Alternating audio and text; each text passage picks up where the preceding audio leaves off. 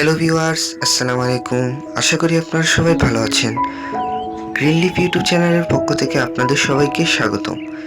আজকের ভিডিওতে আমরা জানব আষাঢ় শ্রাবণ মাসে আমরা কি কি সবজি চাষ করতে পারি। চলুন সবজিগুলোর নাম জেনে নিই। আষাঢ় শ্রাবণ মাসে এই 10টি সবজি অনেক ভালো ফলন দেয়। সবজিগুলো হলো: 1. গ্রীষ্মকালীন বেগুন, টমেটো, কাঁচামরিচের পরিচর্যা করতে হবে। অর্থাৎ গ্রীষ্মকালে রোপণ করা চারাগুলো আষাঢ় শ্রাবণ অর্থাৎ বর্ষাকালে পরিচর্যা করতে হবে। 2. ছিমের বীজ বপন। 3. মিষ্টি কুমড়া, চাল কুমড়া, লাউ জাতীয় সবজির পোকামাকড় দমন করতে হবে। 4. ফল গাছের চারা রোপণ করতে হবে।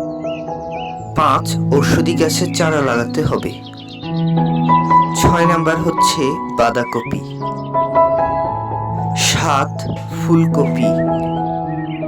আষাঢ় শ্রাবণ অর্থাৎ বর্ষাকালে ফুলকপি এবং বাঁধাকপির ফলন ভালো হয়, তাই এই সময় আপনারা ফুলকপি এবং বাঁধাকপি চাষ করতে পারেন। 8. পালং শাকের বীজ বপন করতে হবে।